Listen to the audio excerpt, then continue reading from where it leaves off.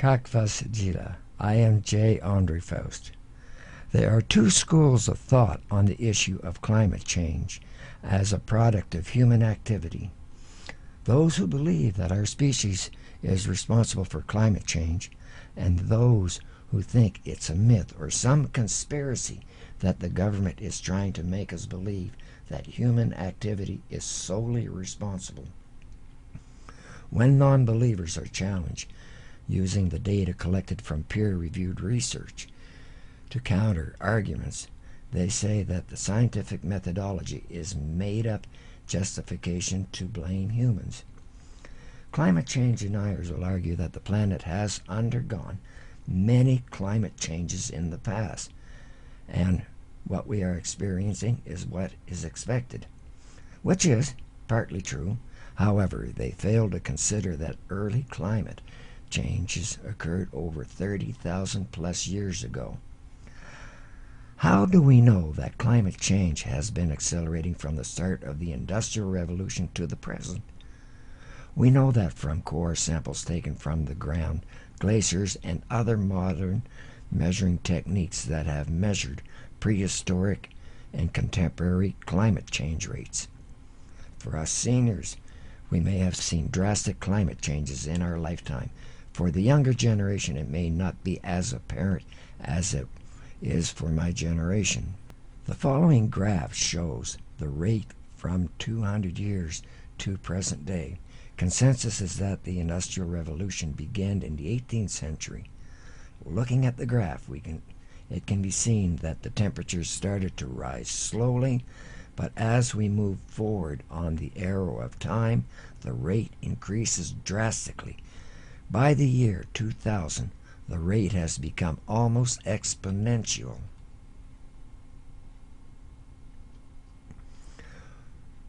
With this increase, we have gone into a global warming loop, and with each iteration, the effects of climate change as a function of global warming has become greater, with significant increases in forest fires due to human-induced greenhouse effect. As a result, additional greenhouse emissions are introduced into the atmosphere. The second part of the problem is that the glaciers are receding, exposing the permafrost to warmer temperature.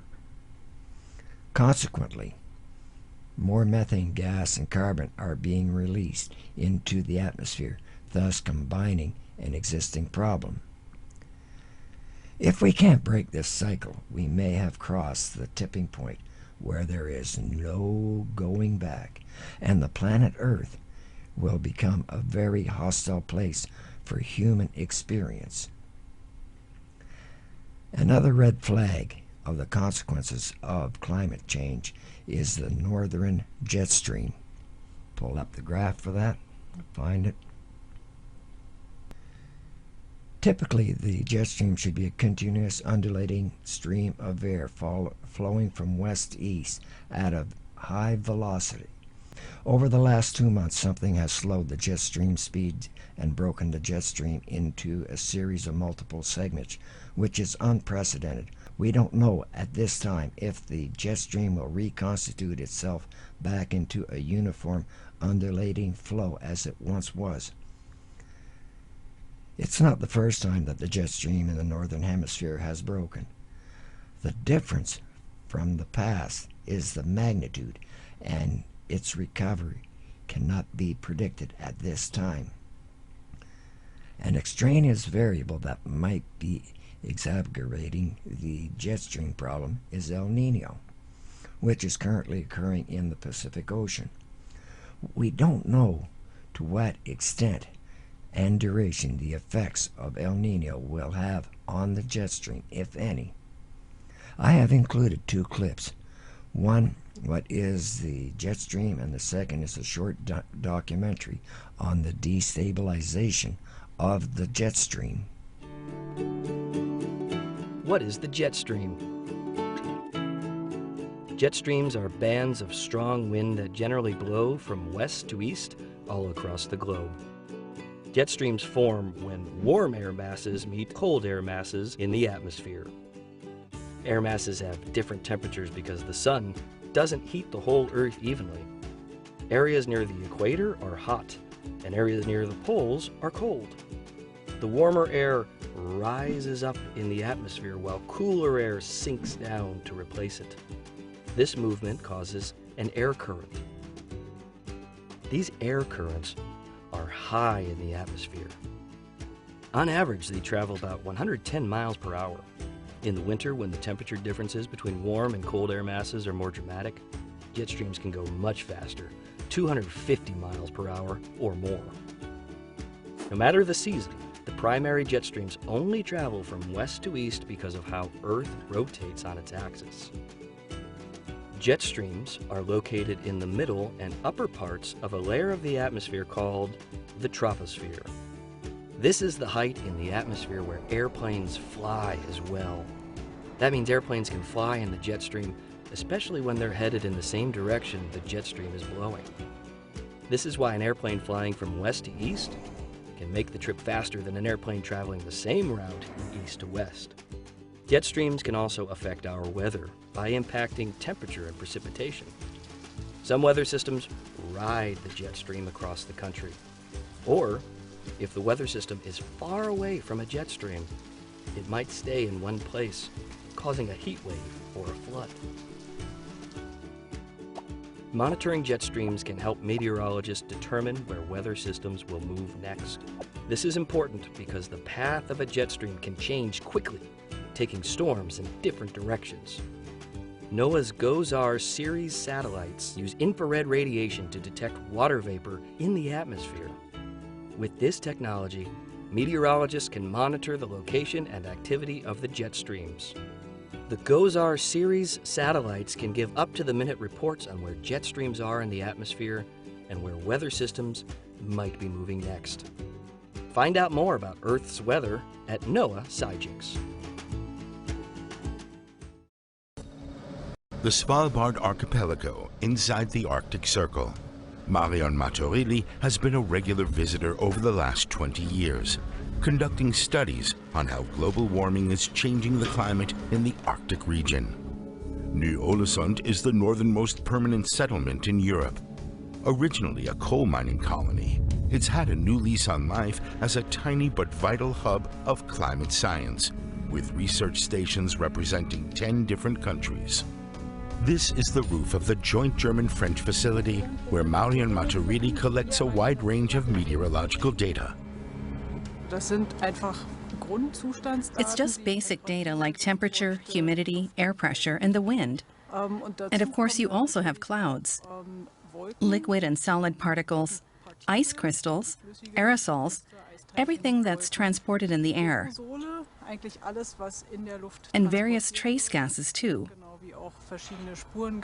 We use that data to monitor the state of the atmosphere and also to study the long-term changes taking place and the reasons for them.